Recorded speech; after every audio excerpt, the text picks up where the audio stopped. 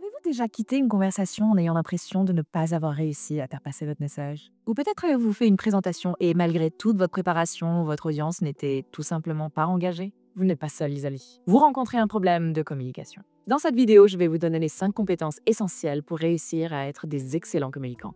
Avant de commencer, n'oubliez pas de liker et de vous abonner à cette chaîne pour ne manquer aucun des conseils pratiques en communication.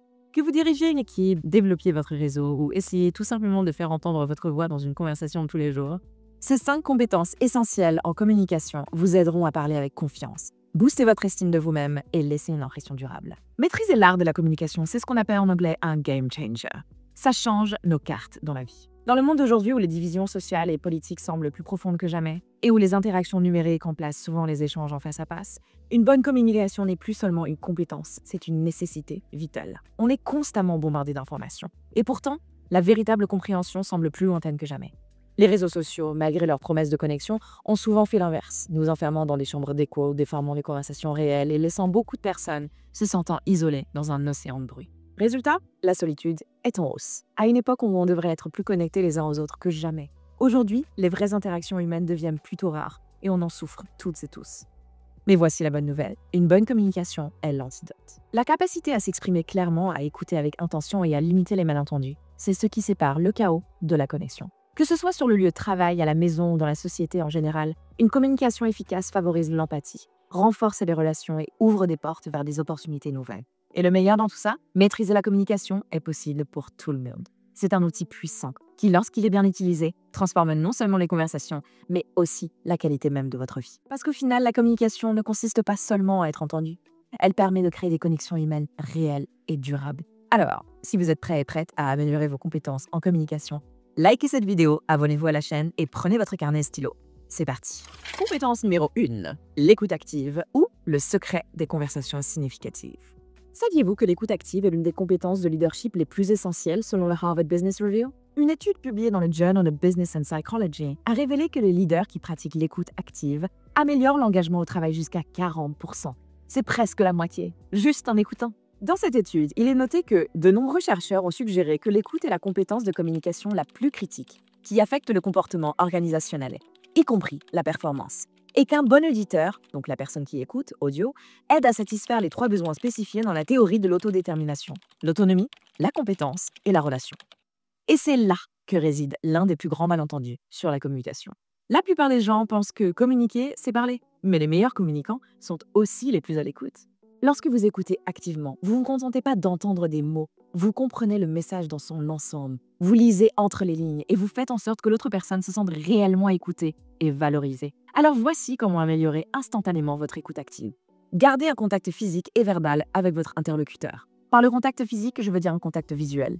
Maintenez un contact visuel naturel avec la personne avec qui vous parlez, sans fixer du regard là-dessus. Verbalement, encouragez-les à continuer en utilisant des signaux d'écoute comme «je vois» ou «ça a du sens» pour les encourager à continuer. Écoutez ce qui est dit au lieu d'interpréter immédiatement ce que vous comprenez.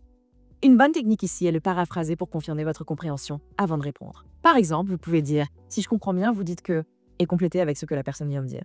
Lorsqu'elle valide que c'est bien ça qu'elle a dit, vous pouvez alors répondre car vous avez instauré un échange clair et transparent, basé sur l'écoute. Résistez à leur vie de penser ou préparez votre réponse pendant que l'autre parle. Ne coupez pas la parole. En plus d'être impoli, ça envoie un message terrible. Ça veut dire que ce que la personne a dit n'a pas de valeur. Ça peut les faire se sentir insignifiants. Et personne n'aime se sentir insignifiant. Alors le faites pas. Ne coupez pas la parole aux gens. Laissez-les aller au bout de leurs pensées. Si vous n'avez pas le temps de parler, dites-leur « j'ai pas le temps maintenant ». Mais plus tard, oui, avec plaisir. Quand vous êtes dans une conversation, donnez l'espace à vos interlocuteurs pour s'exprimer.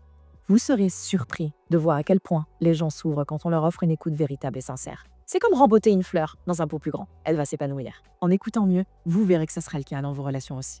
Elles vont fleurir. Appliquez ces petits changements et vous verrez un véritable impact sur la manière dont les gens interagissent avec vous. Parce que vous leur offrez un des cadeaux les plus précieux, votre temps et votre attention. Et c'est la monnaie d'échange qui a le plus de valeur pour nous. Et la personne que vous écoutez le sait et elle l'appréciera. Tout le monde apprécie ça parce que tout le monde veut être entendu. Compétence numéro 2. Parlez avec confiance. La confiance ne se résume pas à ce que vous ressentez. Elle est aussi dans la manière dont les autres vous perçoivent.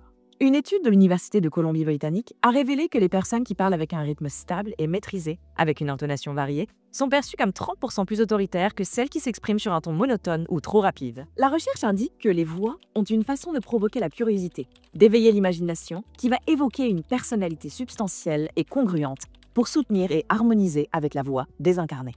Souvent, l'auditeur ne va pas plus loin que décider à demi-consciemment qu'il aime ou qu'il n'aime pas votre voix. Mais parfois, il peut émettre des jugements plus précis. Une lecture du caractère de l'orateur, pour ainsi dire, en se basant uniquement sur la voix. La voix, c'est qu'une toute petite partie de la première impression qu'on donne aux gens. Mais la bonne nouvelle, c'est maîtrisable. Et voici quelques techniques efficaces pour booster votre estime de vous-même et parler avec charisme. Inspirez avant de commencer à parler. Parler sur l'expiration stabilise et renforce votre discours. Ça apaise aussi le trac et ralentit votre rythme cardiaque. Ça permet aussi de remédier immédiatement aux symptômes de la voix qui tremble. Ralentissez et osez les pauses. Les silences bien placés vous donnent plus de présence et plus de puissance. Variez votre voix, jouez sur l'intonation, changez votre hauteur de voix et mettez l'accent sur certains mots-clés pour capter l'attention. Dites ce que vous pensez et pensez ce que vous dites. L'authenticité est un levier puissant pour une communication confiante et impactante. C'est le cas aussi pour créer de réelles connexions. Si vous voulez encore plus de conseils pour gagner en assurance, n'hésitez pas à regarder cette vidéo où je vous dévoile 5 secrets pour booster votre estime de vous-même et votre charisme instantanément. Compétence numéro 3. Maîtriser la communication non verbale.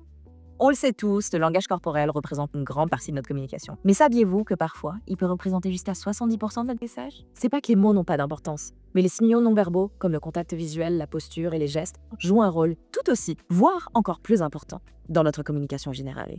Une étude de l'université de Princeton, dont je parle dans cette vidéo, a révélé que l'on se fait une première impression en moins d'un dixième de seconde, uniquement sur la base du langage corporel. 0,1 milliseconde. Non, 0,1 seconde, un dixième de seconde. Alors, que disent vos gestes sur vous? Voici quelques astuces pour maîtriser une communication non verbale confiante. Tenez-vous droit et droite, la posture influence votre présence. Prenez votre espace, ni trop, ni moins. Soyez alignés, corps et esprit. Ne vous effacez pas, mais n'écrasez pas non plus votre entourage en étant trop dominant ou dominante. Prenez simplement la place qui est légitimement la vôtre. Utilisez des gestes ouverts. Les gestes ouverts inspirent la confiance. Évitez de croiser les bras ou croiser les jambes ou gigoter nerveusement. Privilégiez les paumes ouvertes plutôt que les poings fermés ou le doigt pointé. Maintenez un contact visuel naturel et régulier. Trop peu de contact visuel peut vous faire paraître incertain et incertaine. Les yeux qui cherchent l'horizon ou qui regardent le sol. Mais trop de contact visuel peut être intimidant. Faut trouver le juste milieu. Soyez à l'écoute de la personne à qui vous parlez. Avec un peu de pratique, vous trouverez le bon équilibre. Promis. Ayez un visage expressif. Souriez. On aime les gens qui sourient. Elles dégagent de la positivité et de la confiance. Bien sûr, vous ne pouvez pas sourire tout le temps, mais votre visage est votre allié. Quand vous parlez, vos expressions faciales doivent refléter vos mots. Les émotions sont extrêmement puissantes et contagieuses. Ce que vous ressentez, votre audience le ressentira aussi. C'est un puissant pont d'empathie. Utilisez-le à votre avantage. Pour vous aider à pratiquer ces techniques, j'ai fait une vidéo entière sur le langage corporel si vous voulez approfondir votre communication non verbale, juste ici. J'ai aussi mis à votre disposition un document gratuit avec un échauffement vocal et corporel pour vous aider à affiner à la fois votre voix et votre langage corporel pour parler avec plus d'impact. Vous pouvez le télécharger gratuitement via le lien en description. Et si vous êtes arrivé jusqu'ici, faites-le moi savoir en commentant « sourire » ci-dessous. Compétence numéro 4 pour maîtriser une meilleure communication, structurez votre message pour un impact maximal. Même la plus confiante des oratrices perd son audience quand elle s'éparpille. À l'inverse, un message structuré et concis vous rend à la fois mémorable et persuasif. Des recherches montrent qu'on retient beaucoup mieux une information lorsqu'elle suit un format structuré, comme une narration bien construite ou la règle de 3, pour ne donner que quelques exemples. Voici comment structurer efficacement vos idées la prochaine fois que vous prenez la parole, même en impromptu. Utilisez le modèle PREP.